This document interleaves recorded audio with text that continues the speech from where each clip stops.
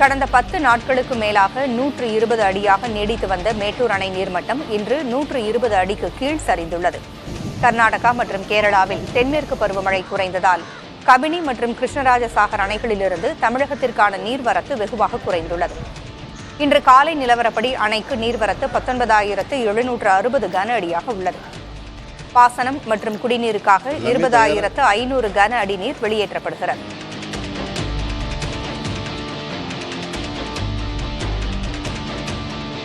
ராணிப்பேட்டை மாவட்டம் நெமிலி அருகே நெல் கொள்முதல் நிலையம் அமைக்க கோரி விவசாயிகள் சாலை மறியலில் ஈடுபட்டனர். கீழ்வீதி கிராமத்தில் அரசின் நேரடி நெல் கொள்முதல் நிலையம் அமைக்கப்படாததை கண்டித்து விவசாயிகள் நெல்மணிகளை சாலையில் கொட்டி மறியலில் ஈடுபட்டனர். கீழ்வீதிக்கு பதிலாக 10 கிலோமீட்டர் தொலைவில் உள்ள மகேந்திரவாடியில் கொள்முதல் நிலையம் அமைக்கப்பட்டதால் கால மற்றும் பண விரயம் ஏற்படுவதாக விவசாயிகள் கூறினர். அதிகாரிகள் விரைவில் நடவடிக்கை எடுப்பதாக உறுதியளித்ததை அடுத்து விவசாயிகள் போராட்டத்தை கைவிட்டனர்.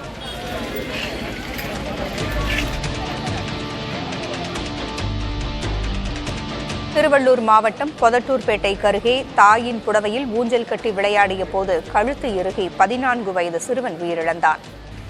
கீழ்நெடுங்கல் கிராமத்தைச் சேர்ந்த சிறுவன் கிரண் தனது சகோதரியோடு வீட்டில் தனியாக இருந்துள்ளார்.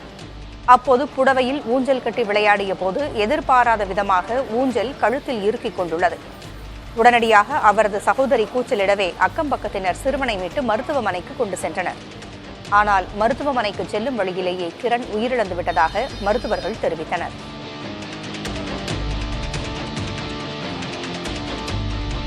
கொடைக்கானல் வில்பட்டி பகுதியில் சாலை ஓரங்களில் கூடாரங்கள் அமைத்து சட்டவிரோத மது விற்பனை மீண்டும் நடைபெற்று வருவதாக குற்றச்சாட்டு எழுந்துள்ளது.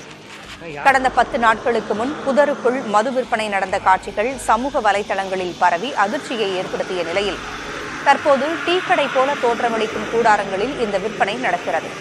இதுகுறித்த வீடியோக்கள் வைரலாகி வருகின்றன. காவல்துறையும் மதுவிலக்குத்துறையும் நடவடிக்கை எடுக்க கோரிக்கை வலுத்துள்ளது.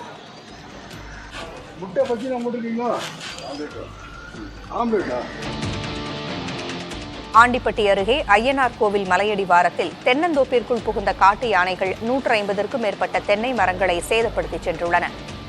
3 ஆண்டுகளாக வளர்த்த மரங்கள் சேதமடைந்ததால் சுமார் 3 லட்சம் ரூபாய் இழப்பு ஏற்பட்டிருப்பதாக விவசாயி வேதனை தெரிவித்துள்ளார். இப்பகுதியில் யானைகள் வருவது இதுவே முதன்முறை என்று கூறிய விவசாயி அரசு இழப்பீடு வழங்க கோரிக்கை விடுத்துள்ளார். யானைகளின் நடமாட்டத்தை கண்காணிக்க இரவு ரோந்து பணிகளை தீவிரப்படுத்தியுள்ளதாக வனத்துறையினர் தெரிவித்தனர். மதுரை மாவட்டம் மேலூர் கரையப்பட்டியில் உள்ள வடக்கு முனியாண்டி கோயில் ஜல்லிக்கட்டு காளை உடல்நலக்குறைவு காரணமாக உயிரிழந்தது. இந்த காளை சுற்றுவட்டார பகுதிகளில் நடைபெற்ற பல்வேறு ஜல்லிக்கட்டு மற்றும் மஞ்சுவிரட்டு போட்டிகளில் கலந்து கொண்டு பல வெற்றிகளை ஈட்டியுள்ளது. காளை உயிரிழந்த செய்தி அறிந்ததும் கிராம மக்கள் பெரும் சோகத்தில் மூழ்கினர். பொதுமக்கள் மாலைகள் மற்றும் வேஷ்டி அணிவித்து காளைக்கு இறுதி மரியாதை செலுத்தினர். மேளதாளம் மற்றும் வான வேடிக்கை முழங்க ஊர்வலமாக எடுத்துச் செல்லப்பட்ட காளை நல்லடக்கம் செய்யப்பட்டது.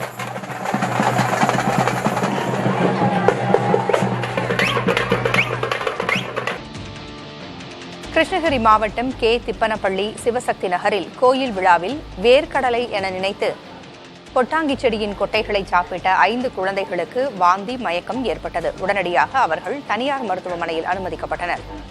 அதிகப்படியாக உப்பு காரம் சேர்த்து சாப்பிட்டதே இதற்கு காரணம் என மருத்துவர்கள் தெரிவித்தனர். பர்கூர் சட்டமன்ற உறுப்பினர் மதியழகன் குழந்தைகளை நேரில் சந்தித்து ஆறுதல் கூறியதுடன் சிகிச்சை செலவை ஏற்றுக்கொள்வதாகவும் உறுதியளித்தார். ராணிப்பேட்டை மாவட்டம் சோளிங்கருக்கு அருகே குட்டையில் மூழ்கி 3 சிறுவர்கள் உயிரிழந்தனர். மேட்டுக்குன்னத்தூரைச் சேர்ந்த புவனேஸ்வரன், சுஜன், மோனி ஆகியோர் விடுமுறை நாளில் குட்டையில் குளித்து விளையாடச் சென்றுள்ளனர். மூவருக்கும் நீச்சல் தெரியாத நிலையில் தண்ணீரில் மூழ்கியுள்ளனர். தீயணைப்பு வீரர்கள் உதவியுடன் மீட்கப்பட்டாலும் மருத்துவமனை கொண்டு செல்வதற்கு முன்பே சிறார்கள் மூவரும் உயிரிழந்தனர். நீச்சல் தெரியாத குழந்தைகள் நீர்நிலைகளில் விளையாடுவதையும் குளிப்பதையும் பெற்றோர்கள் அனுமதிக்காமல் கண்காணிக்க வேண்டும் என்பதை இச்சம்பவம் உணர்த்துகிறது. தூத்துக்குடியில் உடல்நலம் பாதிக்கப்பட்ட திமுக தொண்டருக்கு தொலைபேசி வாயிலாக முதல்வர் தொடர்பு கொண்டு பேசி நலம் விசாரித்தார். ஏரலைச் சேர்ந்த மூத்த திமுக தொண்டர் சக்திவேல் உடல்நலக்குறைவால் பாதிக்கப்பட்டு சிகிச்சை பெற்று வருகிறார். இந்த தகவலை அறிந்த தமிழக முதல்வர் மு.க.ஸ்டாலின் அவருக்கு ஆறுதல் கூறி தைரியமாக இருங்க, நான் பார்த்துக்கிறேன் என்று உறுதியளித்தார். மேலும் சக்திவேல் குடும்பத்திற்கு தேவையான அனைத்து உதவிகளையும் வழங்குவதாக கூறினார். முன்னதாக நாடாளுமன்ற உறுப்பினர் கனிமொழி நேரில் சந்தித்து நிதி உதவி வழங்கினார்.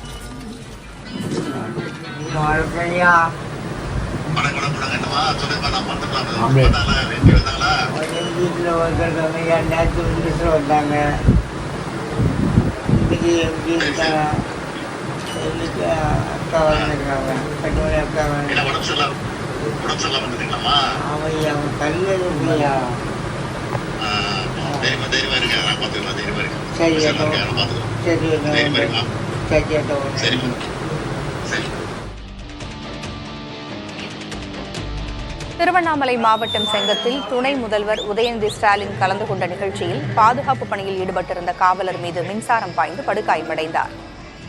108 ஆம்புலன்ஸ் வசதி இல்லாததால் நீண்ட நேரத்திற்கு பிறகு காவல்துறை வாகனத்தில் அவர் மருத்துவமனைக்கு அழைத்துச் செல்லப்பட்டார். மேலும் இந்த கூட்டத்தில் கலந்து கொண்ட 10ற்கும் மேற்பட்ட திமுக நிர்வாகிகள் மற்றும் பள்ளி மாணவர் மீதும் மின்சாரம் பாய்ந்ததாக புகார் எழுந்துள்ளது. இவர்கள் அனைவரும் மருத்துவமனையில் சிகிச்சை பெற்று வருகின்றனர்.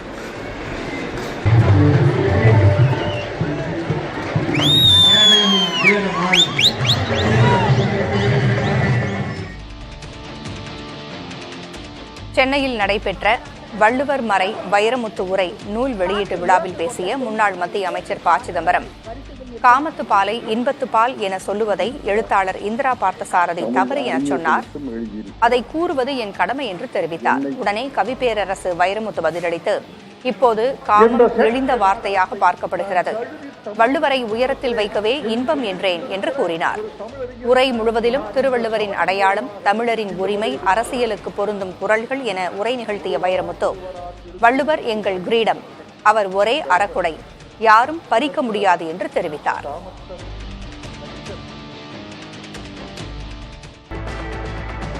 மாநிலங்களவையில் அடுத்த ஆண்டு 75 உறுப்பினர்கள் பதவிக்காலம் முடிவுக்கு வருவதால் அதன் பிறகு பெரிய அளவில் மாற்றங்கள் இருக்கும் என தெரிகிறது. முன்னாள் பிரதமர் தேவகவுடா, காங்கிரஸ் தலைவர் மல்லிகார்ஜுன் கார்கே, தேசியவாத காங்கிரஸ் தலைவர் சரத்பவார், மத்திய அமைச்சர் ராமதாஸ் அத்வாலே, பாமக உறுப்பினர் அன்புமணி உள்ளிட்டோரின் பதவிக்காலம் இன்னும் ஓராண்டிற்குள் முடிவடைகிறது. இதனால் புதிய உறுப்பினர்கள் தேர்வாக உள்ள நிலையில் அப்போது கட்சிகளின் பலம் மாறும் நிலை ஏற்பட்டுள்ளது. மாநிலங்களவையின் மொத்த உறுப்பினர்கள் எண்ணிக்கை 245 உள்ள நிலையில் தற்போது 240 பேர் அதில் உள்ளனர். ரயில்களில் பயணிகளின் பாதுகாப்பை மேம்படுத்தும் வகையில் அனைத்து ரயில் பெட்டிகள் மற்றும் என்ஜின்களிலும் சிசிடிவி கேமராக்களை பொருத்த இந்திய ரயில்வே முடிவு செய்துள்ளது. வடக்கு ரயில்வேயில் நடத்தப்பட்ட சோதனை முயற்சி வெற்றியடைந்ததை அடுத்து இந்த நடவடிக்கை எடுக்கப்பட்டுள்ளது. 74,000 பெட்டிகள் மற்றும் 15,000 என்ஜின்களில் கேமராக்கள் நிறுவ ரயில்வே அமைச்சர் அஸ்வினி வைஷ்ணவ் ஒப்புதல் அளித்திருக்கிறார். ஒவ்வொரு ரயில் பெட்டியிலும் 4 டோம் வகை சிசிடிவி கேமராக்கள் மற்றும் ஒவ்வொரு என்ஜினிலும் 6 கேமராக்கள் பொருத்தப்படும். இவை பொதுவாக நடமாடும் பகுதிகள் மற்றும் கதவுகளுக்கு அருகில் நிறுவப்படும். பயணிகளின் தனி உரிமையை பாதுகாக்க இந்த ஏற்பாடு செய்யப்பட்டுள்ளது. அதிவேக ரயில்களிலும் குறைந்த வெளிச்சத்திலும் ரயில்கள் பயணிக்கும் போது கூட கேமராவில் பதிவாகும் காட்சிகள் உயர்தரமாக இருப்பதை உறுதி செய்ய அமைச்சர் வைஷ்ணவ் அதிகாரிகளுக்கு அறிவுறுத்தியுள்ளார். திருப்பதி ஏழுமலையான் கோயிலில் இலவச தரிசன வரிசையில் 24 மணி நேரம் காத்திருந்து பக்தர்கள் சுவாமி தரிசனம் செய்து வருகின்றனர். 300 ரூபாய் சிறப்பு தரிசன டிக்கெட்டுகளை ஆன்லைனில் முன்பதிவு செய்த பக்தர்கள் 5 மணி நேரமும், திருப்பதியில் வழங்கப்படும் இலவச சர்வ தரிசன டோக்கன் பெற்ற பக்தர்கள் 6 மணி நேரமும் காத்திருந்து தரிசித்து வருகின்றனர். கடந்த 2 நாட்களில் 1,72,000 பக்தர்கள் சுவாமி தரிசனம் செய்துள்ள நிலையில் உண்டியலில் 7,94,00,000 ரூபாய் காணிக்கையாக செலுத்தியுள்ளதாக தெரிவிக்கப்பட்டுள்ளது.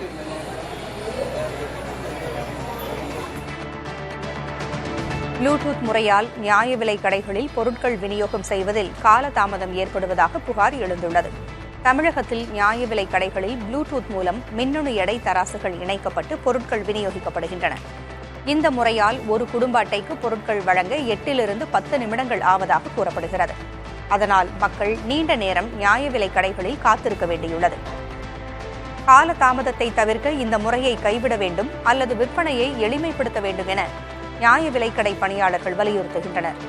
மறுபுறம் பொருட்களை எடை போட்டு கொடுப்பதற்கு பதிலாக ஏற்கனவே பொட்டலமிட்டு வழங்கினால் தேவையற்ற சிக்கல்கள் இருக்காது என்றும் கூறப்படுகிறது. இந்த பிரச்சனையை சரி செய்ய அரசு நடவடிக்கை எடுக்க தவறினால் தொடர் போராட்டங்கள் நடத்தப்படும் என்றும் தெரிவிக்கப்பட்டுள்ளது. அரசு மருத்துவமனைகளில் கொரோனா, இன்ஃபுளுயன்சா, நுரையீரல் தொற்று பாதிப்புகளை ஒற்றை பரிசோதனையில் கண்டறியும் புதிய நடைமுறை விரைவில் அமலாக உள்ளது. இதற்காக மல்டிப்ளெக்ஸ் RT-PCR எனப்படும் மருத்துவ உபகரணங்களை தமிழ்நாடு மருத்துவ பணிகள் கழகம் கொள்முதல் செய்துள்ளது.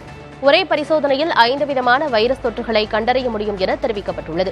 தற்போது வரை அறிகுறிகளின் அடிப்படையில் ஒவ்வொரு பரிசோதனையும் தனித்தனியே மேற்கொள்ளப்பட்டு வருகிறது. இதனால் நோயை கண்டறிவதற்கும் சிகிச்சைகளை தொடங்குவதற்கும் குறிப்பிட்ட கால அவகாசம் தேவைப்படுகிறது. அதேவேளையில் புதிய மருத்துவ பரிசோதனை நுட்பம் நடைமுறைப்படுத்தப்பட்டால் எந்த வகையான பாதிப்பு என்பதை 1 மணி நேரத்திற்குள் கண்டறிந்து உடனடியாக சிகிச்சையை தொடங்க முடியும் என மருத்துவர்கள் தெரிவிக்கின்றனர். தேவையின் அடிப்படையில் மருத்துவக் கல்லூரி மருத்துவமனைகள் மட்டுமின்றி அனைத்து அரசு மருத்துவமனைகளிலும் இந்த பரிசோதனை விரிவுபடுத்தப்படும் என கூறப்பட்டுள்ளது. அரசு துறைகளின் முக்கிய தகவல்கள் மற்றும் திட்டங்கள் குறித்து பொதுமக்களுக்கு எடுத்துரைக்கும் வகையில் 4 IAS அதிகாரிகள் அரசு செய்தி தொடர்பாளர்களாக நியமிக்கப்பட்டுள்ளனர். எரிசக்தி, மருத்துவம் மற்றும் மக்கள் நல்வாழ்வு, கல்வி, கூட்டுறவு உள்ளிட்ட துறைகளுக்காக ராதாகிருஷ்ணன் நியமிக்கப்பட்டுள்ளார். நகராட்சி நிர்வாகம் மற்றும் குடிநீர் வழங்கல், நீர்வளம் உள்ளிட்ட துறைகளுக்கு ககன்தீப் சிங் பேடியும், மதுவிலக்கு மற்றும் ஆயத்தீர்வை துறைக்கு தீரஜ்குமாரும் நியமிக்கப்பட்டுள்ளனர். சமூக நலன் மற்றும் மகளிர் உரிமை உள்ளிட்ட துறைகளுக்கு அமுதா நியமிக்கப்பட்டிருக்கிறார்.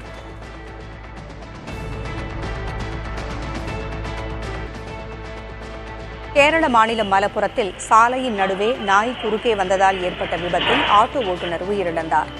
கேரள மாநிலம் மலப்புரம் மங்கடா சாலையில் ஆட்டோ ஒன்று 3 பயணிகளுடன் சென்று கொண்டிருந்தது. அப்போது திடீரென நாய் ஒன்று சாலையின் குறுக்கே பாய்ந்துள்ளது. நாய் மீது மோதிய ஆட்டோ கட்டுப்பாட்டை இழந்து கவிழ்ந்தது. இந்த விபத்தில் ஆட்டோ ஓட்டுநர் பரிதாபமாக உயிரிழந்தார்.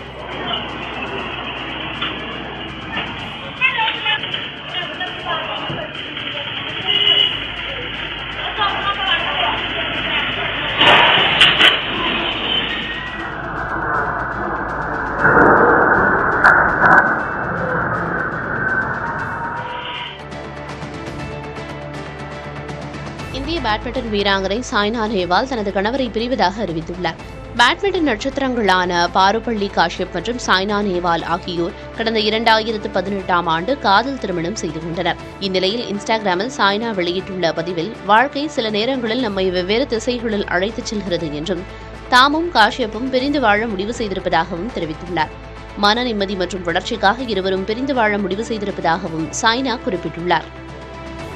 உங்களுடன் ஸ்டாலின் திட்டத்தை முதல்வர் ஸ்டாலின் நாளை தொடக்கி வைக்க இருக்கிறார். இந்நிலையில் தமிழ்நாடு முழுவதும் 10,000 முகாம்கள் அமைக்கப்பட உள்ளதாக அரசு கூடுதல் தலைமைச் செயலாளர் அமுதா தெரிவித்துள்ளார். சென்னையில் செய்தியாளர்களிடம் பேசிய அவர், உங்களுடன் ஸ்டாலின் திட்டத்தின் மூலம் மக்களை தேடிச் சென்று அவர்களது குறைகளை தீர்ப்பதே அரசின் நோக்கம் என்றும், பட்டியல் சமூக மக்கள் அதிகம் வசிக்கும் பகுதிகளுக்கு சென்று குறைகளை தீர்க்க முதலமைச்சர் உத்தரவிட்டுள்ளதாகவும் குறிப்பிட்டார். ரேஷன் அட்டையில் பெயர் சேர்த்தல், பெயர் நீக்கம், ஆதார் அட்டை பெறாதவர்கள், தகுதியிருந்தும் மகளிர் உரிமைத் தொகை கிடைக்காதவர்கள் உள்ளிட்ட அரசு சேவைகளை பெற இந்த முகாம்களில் விண்ணப்பிக்கலாம் என்றும், மனுக்களுக்கு 45 நாட்களில் தீர்வு காணப்படும் எனவும் கூறினார். உரிய ஆவணங்களுடன் முகாம்களுக்கு வந்தால் மனுக்களுக்கு உடனடியாக தீர்வு காணப்படும் என்றும் அமுதா கூறினார். பெட்டிஷன்ஸை ரிசீவ் பண்ணி நாம துறைகளுக்கு அனுப்பிச்சு துறைகள் மூலம் வரக்கூடிய பதில்களை உடனடியாக மக்களுக்கு தெரிவிக்க வேண்டும். பெட்டிஷன் யார்கிட்ட கொடுத்திருக்கா, எங்க போயிருக்கு, எத்தனை நாள் அவர்கிட்ட இருக்கு, அவர் என்ன பதில் கொடுத்திருக்காரு வரைக்கும் நாங்க இருந்து ட்ராக் பண்ண முடியும். நம்ம 30 நாள் ஆயிடுச்சுன்னா ரிமைண்டர் போட்டுருவோம் உங்களுக்கு, உங்க துறையில இத்தனை பெட்டிஷன்ஸ் பாக்கி இருக்கு இந்த மாதிரி சொல்லி. அதே மாதிரி கொடுக்குற பதில் திருப்தியா இல்லைன்னு சொன்னா கூட மக்கள் எங்களை அப்பீல் பண்ணலாம். நாங்க மனு போட்டோம், எங்களுக்கு இந்த மாதிரி ஒரு பதில் கொடுத்திருக்காங்க, திருப்தியா இல்லை அப்படின்னு சொன்னோம்னா நாங்க அடுத்த ஹையர் லெவல் அதிகாரிகளுக்கு அந்த பெட்டிஷனை அனுப்பிச்சு அதையும் நாங்க அப்பீல் ஹியர் பண்ண வச்சு உரிய நடவடிக்கை எடுத்துக்கிட்டு இருக்கோம். இந்த உங்களுடன் ஸ்டாலின் முகாம்ல நம்ம பெறக்கூடிய மணிகள்லாம் 45 டேஸ்க்குள்ள டிஸ்போசல் பண்ணணும்னு சொல்லியிருக்கோம். சங்கரன் கோவிலில் கடந்த ஆண்டு காவல்துறை தாக்குதலில் உயிரிழந்த முருகனின் மனைவி மீனாவுக்கு இதுவரை அரசு வேலை வழங்கப்படவில்லை என அதிமுக பொதுச் செயலாளர் எடப்பாடி பழனிசாமி குற்றம் சாட்டியுள்ளார். மீனாவுக்கு அரசு வேலை வழங்க உயர்நீதிமன்ற மதுரை கிளை உத்தரவிட்டும் அதனை அரசு மதிக்கவில்லை என்று அவர் குற்றம் சாட்டியுள்ளார். இதேபோல் திருப்புவனம் அஜித்குமார் குடும்பத்திற்கு அவசர கதியில் வழங்கப்பட்ட வேலையும் நிலமும் ஏற்புடையதாக இல்லை என்று அவரது குடும்பத்தினர் தெரிவித்திருப்பதாகவும் அவர் கூறியுள்ளார். லாக்அப் மரணங்களை தடுக்க முடியவில்லை என்றும், உயிரிழந்தோர் குடும்பத்திற்கு இழப்பீடு வழங்க மனமில்லை என்றும் அரசை எடப்பாடி பழனிசாமி விமர்சித்துள்ளார். விழுப்புரத்தில் வரும் 20ஆம் தேதி நடைபெறவுள்ள மக்கள் திரள் போராட்டத்தில் தனது ஆதரவாளர்கள் பங்கேற்க அன்புமணி அழைப்பு விடுத்துள்ளார். வன்னியர்களுக்கு உள் இடஒதுக்கீடு வழங்க வேண்டும் என்ற உச்சநீதிமன்ற ஆணையை நிறைவேற்றாததை கண்டித்து இந்த போராட்டம் நடைபெறவுள்ளது. வன்னியர் இடஒதுக்கீடு குறித்து பரிந்துரைக்க தமிழ்நாடு பிற்படுத்தப்பட்டோர் ஆணையத்திற்கு வழங்கப்பட்ட 30 மாத கெடு நிறைவடைந்துவிட்ட நிலையில் ஆணையத்திடமிருந்து அறிக்கை பெறுவதற்கு பதிலாக கால நீட்டிப்பு செய்யப்பட்டிருப்பதற்கும் அன்புமணி கண்டனம் தெரிவித்துள்ளார்.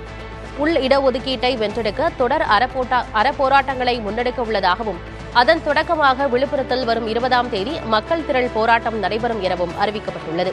இதில் தனது ஆதரவாளர்கள் திரளாக பங்கேற்க வேண்டும் என்றும் அவர்களுக்காக காத்திருப்பதாகவும் அன்புமணி அறிக்கை வெளியிட்டுள்ளார்.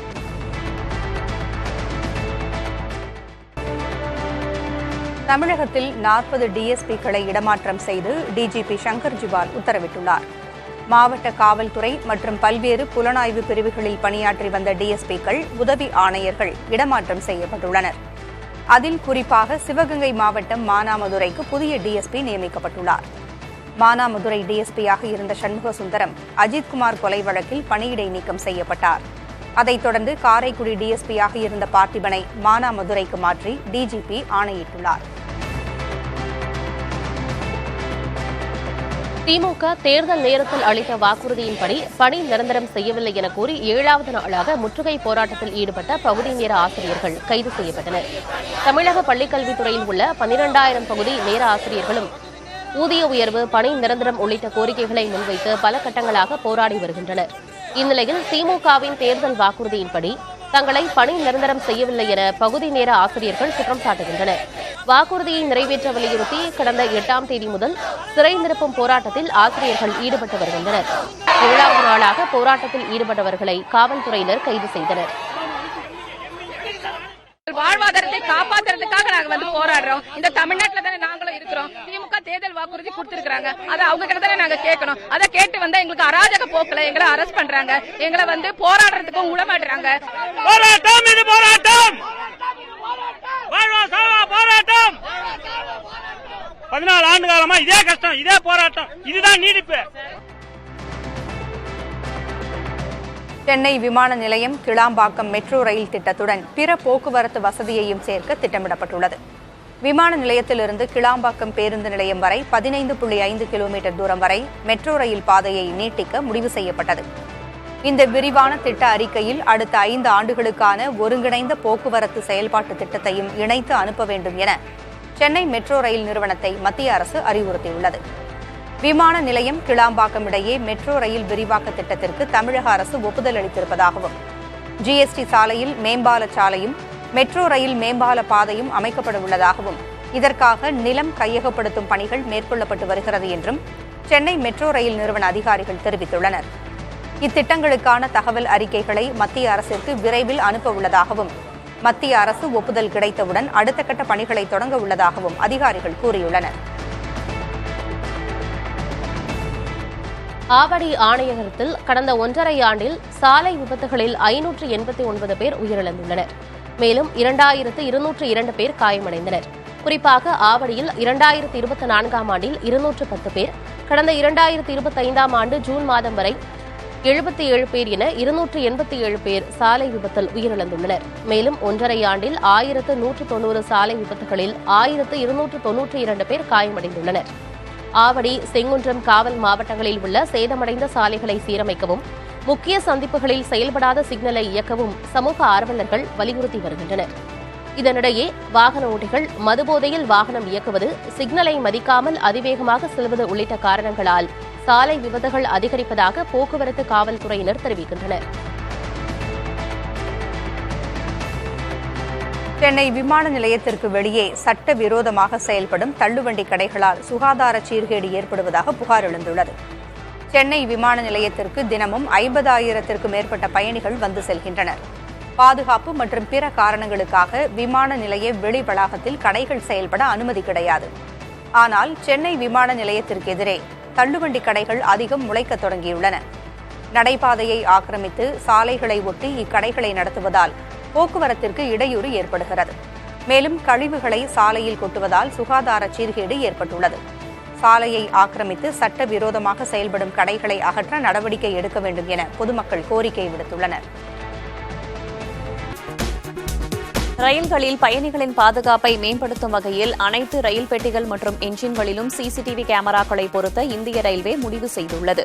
வடக்கு ரயில்வேவில் நடத்தப்பட்ட சோதனை முயற்சி வெற்றியடைந்ததை அடுத்து இந்த நடவடிக்கை எடுக்கப்பட்டுள்ளது. 74,000 பெட்டிகள் மற்றும் 15,000 என்ஜின்களில் கேமராக்களை நிறுவ ரயில்வே அமைச்சர் அஸ்வினி வைஷ்ணவ் ஒப்புதல் தெரிவித்துள்ளார். ஒவ்வொரு ரயில் பெட்டியிலும் 4 டோம் வகை சிசிடிவி கேமராக்கள் மற்றும் ஒவ்வொரு என்ஜின்களிலும் 6 கேமராக்கள் பொருத்தப்படும். இவை பொதுவாக நடமாடும் பகுதிகள் மற்றும் கதவுகளுக்கு அருகே நிறுவப்படும். பயணிகளின் தனி உரிமையை பாதுகாக்க இந்த ஏற்பாடு செய்யப்பட்டுள்ளது. அதிவேக ரயில்களிலும் குறைந்த வெளிச்சத்திலும் ரயில்கள் பயணிக்கும் போதும் கூட கேமராவில் பதிவாகும் காட்சிகள் உயர்தரமாக இருப்பதை உறுதி செய்ய அமைச்சர் அஸ்வினி வைஷ்ணவ் அதிகாரிகளுக்கு அறிவுறுத்தியுள்ளார். அமெரிக்காவுடன் வர்த்தக ஒப்பந்தத்தை இறுதி செய்வதற்கான பேச்சுவார்த்தையை இந்திய குழு வாஷிங்டனில் இன்று தொடங்க உள்ளது. 4 நாள் நடைபெறும் இப்பேச்சுவார்த்தையில் கடைசி 2 நாட்களில் வர்த்தகத்துறை சிறப்பு செயலாளர் ராஜேஷ் அகர்வால் பங்கேற்பார். அமெரிக்கா விதித்த 26% வரியை தவிர்க்க அந்நாட்டுடன் வர்த்தக ஒப்பந்தத்தை செய்து கொள்ள இந்தியா முடிவு செய்தது. ஆனால் அமெரிக்கா விதித்த விளைபொருட்களுக்கு அனுமதி உள்ளிட்ட சில நிபந்தனைகள் இந்தியாவுக்கு ஏற்புடையதாக இல்லாததால் ஒப்பந்தத்தை உருவாக்குவதில் சிக்கல் ஏற்பட்டது. இந்நிலையில் மீண்டும் ஒரு பேச்சுவார்த்தை தொடங்க உள்ளது.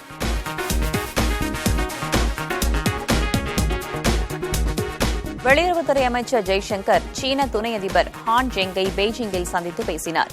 இரு நாடுகளுக்குமான உறவு வலுவடைந்து வரும் நிலையில் தலாய் லாமா வாரிசு பிரச்சினையில் இந்தியாவின் நிலைப்பாடு இருதரப்பு உறவில் முள்ளாய் குத்திக் கொண்டிருப்பதாக சீனா கூறியிருந்தது. இந்நிலையில் இச்சந்திப்பு கவனம் பெறுகிறது. ஷாங்காய் ஒத்துழைப்பு அமைப்பு கூட்டத்தில் பங்கேற்க அமைச்சர் ஜெய்சங்கர் சீனா சென்றுள்ளார். இந்தியா, சீனா அமைச்சர்கள் தவிர Pakistan, Russia, Tajikistan, Uzbekistan, Kazakhstan, Kyrgyzstan, Belarus ஆகிய நாட்டு அமைச்சர்களும் இதில் பங்கேற்கின்றனர். விண்வெளி நிலையத்தில் கடந்த 2 வாரங்களாக ஆய்வு செய்த சுபான்ஷு சுக்லா உள்ளிட்ட இந்திய வீரர்கள் நாளை பூமிக்கு திரும்புகின்றனர்.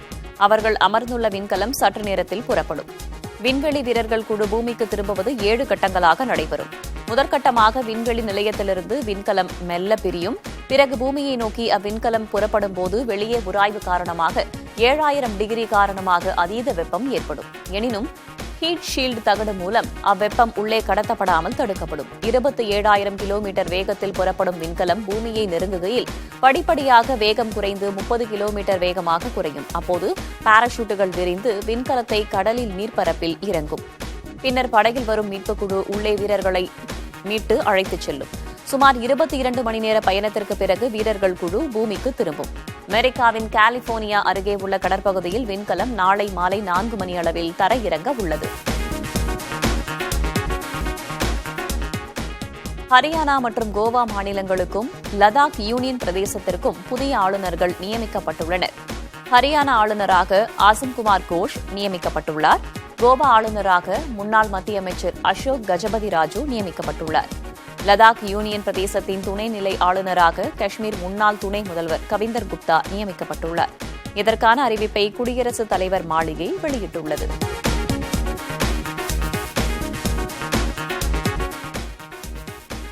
காங்கிரஸ் நாடாளுமன்ற குழு தலைவர் சோனியா காந்தியின் மருமகன் ராபர்ட் வத்ராவின் அமலாக்கத்துறையினர் விசாரணை மேற்கொண்டனர். சஞ்சய் பந்தாரி என்பவருடன் தொடர்புடைய சட்டவிரோத பண பரிமாற்ற வழக்கில் இவ்விசாரணை நடைபெற்றது. ராபர்ட் வத்ரா மீது மொத்தம் 3 சட்டவிரோத பண பரிவர்த்தனைகளை அமலாக்கத்துறை தொடுத்திருப்பது குறிப்பிடத்தக்கது. ஆனால் தன் மீது பழிவாங்கும் நோக்கத்தில் இவ்வழக்குகள் போடப்பட்டுள்ளதாக ராபர்ட் வத்ரா கூறியுள்ளார். மாநிலங்களவையில் அடுத்த ஆண்டு 75 உறுப்பினர்கள் பதவிக்காலம் முடிவுக்கு வருவதால் அதன் பிறகு பெரிய அளவில் மாற்றங்கள் இருக்கும் என தெரிகிறது. முன்னாள் பிரதமர் தேவேகவுடா, காங்கிரஸ் தலைவர் மல்லிகார்ஜுன கார்கே, தேசியவாத காங்கிரஸ் தலைவர் சரத்பவார், மத்திய அமைச்சர் ராம்தாஸ் அத்வாலே, பாமக உறுப்பினர் அன்புமணி உள்ளிட்டோரின் பதவிக்காலம் இன்னும் ஓராண்டிற்குள் முடிவடைகிறது. இதனால் புதிய உறுப்பினர்கள் தேர்வாக உள்ள நிலையில் அப்போது கட்சிகளின் பலம் மாறும் நிலை ஏற்பட்டுள்ளது. மாநிலங்களவையில் மொத்த உறுப்பினர்கள் எண்ணிக்கை 245 உள்ள நிலையில் தற்போது 240 பேர் உள்ளனர். விபத்துக்குள்ளான ஏர் இந்தியா விமானத்தில் TCM என்ற கருவி கடந்த 6 ஆண்டுகளில் 2 முறை மாற்றப்பட்டதாக தகவல்கள் தெரிவிக்கின்றன. விமானத்தை தயாரித்த போயிங் நிறுவனத்தின் அறிவுறுத்தலின் பேரில் இம்மாற்றம் செய்யப்பட்டதாக முதற்கட்ட விசாரணையில் அறிக்கையில் தெரிவிக்கப்பட்டுள்ளது. என்ஜினுக்கு எரிபொருள் செல்லும் சுவிட்ச் அணைந்ததே விபத்துக்கு காரணமாக இருக்கக்கூடும் என்று ஏற்கனவே தெரியவந்தது. எரிபொருளை கட்டுப்படுத்தும் அந்த சுவிட்ச் 2 முறை மாற்றப்பட்ட TCM கருவியின் ஒரு பகுதி என்பது குறிப்பிடத்தக்கது. விபத்துக்கு விமானிகள் காரணம் என்ற ரீதியில் முதலில் தகவல்கள் வெளியான நிலையில் தற்போது தொழில்நுட்ப கோளாறு காரணமா என்ற புதிய கேள்வி எழுந்துள்ளது. அகமதாபாத்தில் விபத்துக்குள்ளான விமானத்தில் மெக்கானிக்கல் பிரச்சினைகளோ பராமரிப்பு பிரச்சினைகளோ இல்லை என்பது முதற்கட்ட விசாரணையில் தெரியவந்துள்ளதாக ஏர் இந்தியா நிறுவனத்தின் தலைமை அதிகாரி கேம்பல் வில்சன் தெரிவித்துள்ளார். விமானம் உரிய முறையில் பராமரிக்கப்பட்டுள்ளது ஆய்வில் தெரியவந்துள்ளதாகவும் அவர் குறிப்பிட்டுள்ளார். விமான எரிபொருளில் எந்த பிரச்சனையும் இல்லை, விமானிகள் மருத்துவ ரீதியில் முழு உடற்தகுதியுடன் இருந்ததும் ஆய்வில் தெரியவந்துள்ளதாக அவர் கூறியுள்ளார். மேலும் இவ்விசாரணை மூலம் தங்களுக்கு எந்தவொரு அறிவுறுத்தலும் தரப்படவில்லை என்றும் கூறினார். விபத்து குறித்து 30 நாட்களாக பல்வேறு யூகங்கள் வெளியாகி வருவதாகவும் விசாரணை முழுவதும் முடிவடையவில்லை என்பதால் முன்கூட்டியே எந்த முடிவுக்கும் வர வேண்டாம் என்றும் அவர் கேட்டுக் கொண்டார். ஏர் இந்தியா பணியாளர்களுக்கு எழுதிய கடிதத்தில் அவர் இவ்வாறு தெரிவித்துள்ளார்.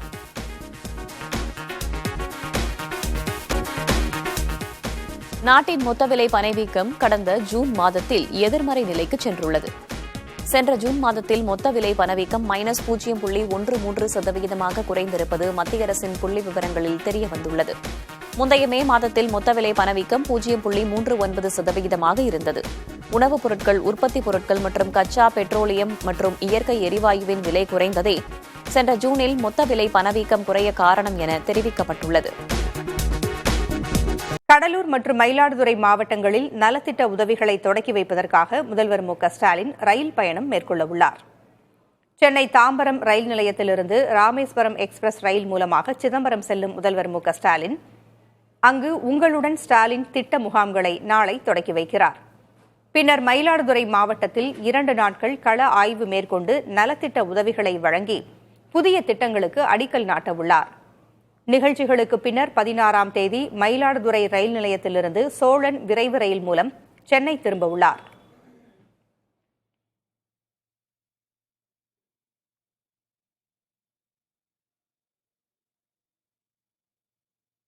(2026) சட்டமன்ற தேர்தலில் வெற்றி பெற்று அதிமுக தனித்து ஆட்சி அமைக்கும் என அக்கட்சியின் பொதுச் செயலாளர் எடப்பாடி பழனிசாமி தெரிவித்துள்ளார்.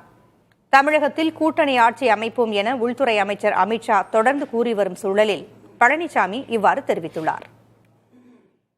எங்க கூட்டணி பத்தி பேசுறதுக்கு அவருக்கு என்ன இருக்குது? எங்க கூட்டணி வலுவா இருக்குதா குறைவா இருக்குது மக்கள் தான் பார்க்கணும். என்ன உதயநிதி வந்து எங்களுக்கு கணிப்பு சொல்ல அவசியம் இல்லை, அவர் ஜோதிக்காரம் இல்லை. அவருடைய கூட்டணி அவர் காப்பாத்தினா போதும். அவர் கூட்டணியில் தான் பல்வேறு முரண்பட்ட கருத்துக்கள் பத்திரிகையிலும் ஊடகத்திலும் வெளிவந்துட்டு இருக்குது. அதை அவர் சரி பண்ண போதும். அனைத்து இந்திய அண்ணா திராவிட முன்னேற்ற கழகத்தை பொறுத்த வரைக்கும் எங்க கூட்டணி ஒற்றுமையாக வலுவாக 2026 சட்டமன்ற தேர்தலில் மிகப்பெரிய வெற்றியை எங்க கூட்டணி பெறும். அனைத்து இந்திய அண்ணா திராவிட முன்னேற்ற கழகம் மிகப்பெரிய வெற்றி பெறும், தனித்து ஆட்சி அமைக்கும். ரைட். மதுரையில் செப்டம்பர் 4ஆம் தேதி மிகப்பெரிய மாநாடு நடத்தப்படும் என முன்னாள் முதல்வர் ஓ பன்னீர்செல்வம் அறிவித்துள்ளார். சென்னை வேப்பேரியில் அதிமுக தொண்டர்கள் உரிமை மீட்புக் குழுவின் தலைமை மற்றும் மாவட்ட நிர்வாகிகள் கூட்டம் நடைபெற்றது. பன்ருட்டி ராமச்சந்திரன் தலைமையில் நடந்த இந்த கூட்டத்தில் முன்னாள் முதல்வர் ஓ பன்னீர்செல்வம், முன்னாள் அமைச்சர்கள் வைத்திலிங்கம், வெல்லமண்டி நடராஜன் மற்றும் மனோஜ் பாண்டியன் உள்ளிட்டோர் பங்கேற்றனர். இதில் பேசிய பன்ருட்டி ராமச்சந்திரன், மதுரையில் செப்டம்பர் 4ஆம் தேதி மாநாடு நடத்த தீர்மானம் மேற்கொண்டிருப்பதாக தெரிவித்தார். கூட்டத்திற்கு பின்னர் செய்தியாளர்களை சந்தித்த ஓ பன்னீர்செல்வம், அதிமுக தொண்டர்கள் அனைவரும் இணைகின்ற மாநாடாக மதுரை மாநாடு அமையும் என்று தெரிவித்தார்.